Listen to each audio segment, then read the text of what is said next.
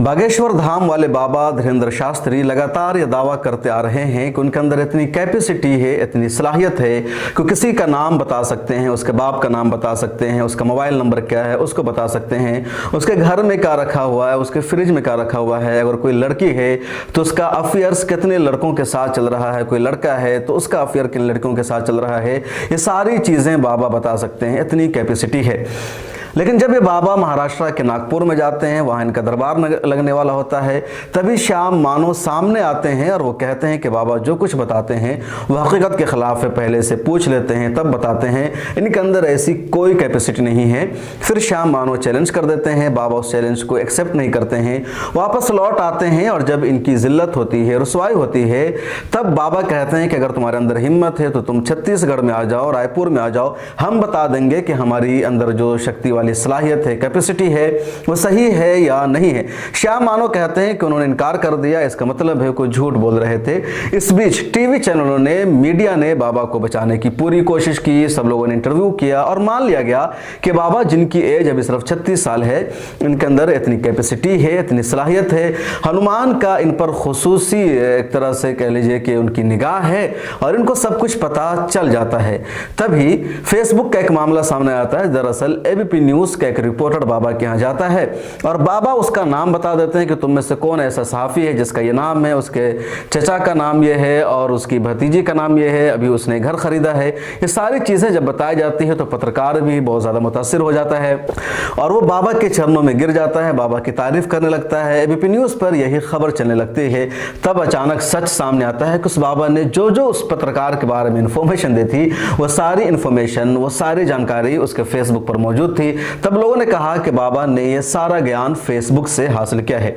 इस बीच फिर भी बाबा का बचाव किया जा रहा था, बाबा की तारीफ की जा रही थी, नेशनल मीडिया पर खबर चल रही थी कि बाबा जो कुछ कहते हैं सही है और वाकई में उनके पास बाहर से एक शक्ति है जो सारी जानकारी देती है।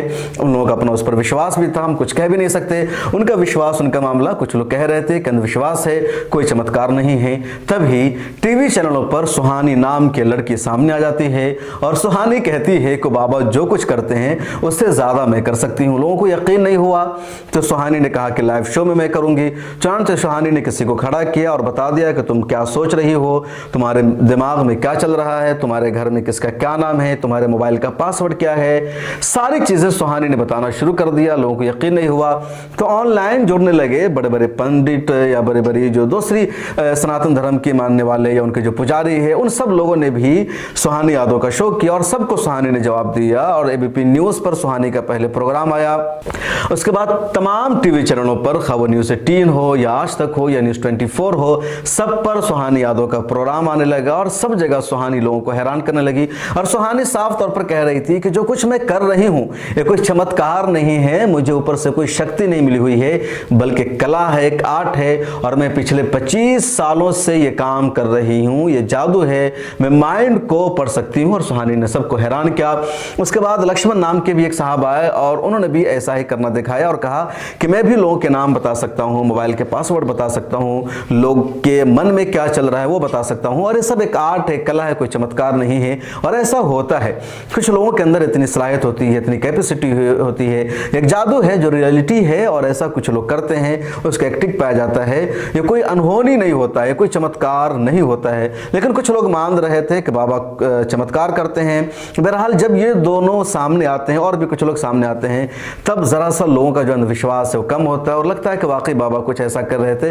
बहरहाल उनका मामला है, उनका एक विश्वास का मामला है, हम उस पर कोई टिप्पणी नहीं कर सकते। हालांकि बाबा को बचाने के लिए कुछ लोगों ने मुसलमानों को भी बदनाम करना शुरू कर दिया। किसी ने मलेशिया की एक पुरानी वीडियो को शेयर किया जिसमें एक साहब कोई मौलाना दिख रहे हैं और वो बंदूक से भगा रहे हैं भूत को या कोई और उल्टे सीधे कर रहे हैं, झाड़ फूक का मामला सामने आ गया। इस्लाम ऐसी चीज़ों पर बिलीफ नहीं करता है। एक तो मुसलमानों में, इस्लाम में बहुत सारी खराबी आ गई है जो इसी हिंदू धर्म से आई है और मुसलमानों ने उसको अपना लिया है। इस्लाम का उससे कोई ताल्लुक नहीं होता है। इस्लाम किसी भी तरह के अंधविश्वास का कायल नहीं है। इस्लाम का वाज़ेह उसूल है कि गैब कि तमाम चीज़ों का इल्म सिर्फ अल्लाह ताला को ही है, उसके अलावा किसी को नहीं हो सकता। हाँ, अगर अल्लाह ताला के ज़रिए किसी को बताया जा सकता है तो हो सकता है कि उसको इसका इल्म हो। और ये खुसूसन सिर्फ पैगम्बर अलैहिस्सलाम की रही है कि पैगम्बर अलैहिस्सलाम को गैब का इल्म रहा है, जिन बातों का अल्लाह ताला ने उनको इल्म दिया है, वरना पैगम्बर अलैहिस्सलाम भी मुकम्मल तौर पर हमारे यहाँ आलिमुल गैब नहीं माने जाते। सिर्फ अल्लाह ताला की ज़ात है जो हर चीज़ पर कादिर है, जिनको हर चीज़ का इल्म है, उसके अलावा किसी को हर चीज़ का इल्म नहीं है।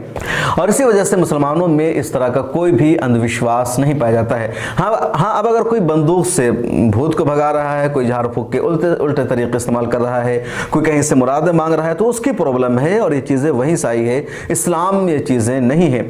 इस्लाम में इसी को ख़त्म किया गया। इस्लाम का मतलब ही है कि एक अल्लाह पर यकीन करो कि अल्लाह के सिवा कोई माबूद है ही नहीं, ला इलाहा, यानी कोई ताकत नहीं है जो आपको कुछ दे सकती है, आपका भला कर सकती है। अगर कोई ताकत है तो सिर्फ अल्लाह ताला की ज़ात है, वही इबादत के लायक है, वही परस्तिश की हकदार है, उसके अलावा कोई ज़ात नहीं है। तो इस्लाम के पहले कलमे में ही इस तरह की तमाम अंधविश्वास की चीज़ों को ख़त्म कर दिया जाता है। इसलिए इस्लाम पर कोई सवाल नहीं उठ सकता, और जो लोग सवाल उठाते हैं मुझे लगता है उनको मुताला करने की ज़रूरत है, इस्लाम को पढ़ने की ज़रूरत है। हाँ, हिंदू धर्म में ऐसे कई लोग दावा करते हैं और ये उनका ज़ाती मामला है, हमें उन पर टिप्पणी करने का कोई हक नहीं है।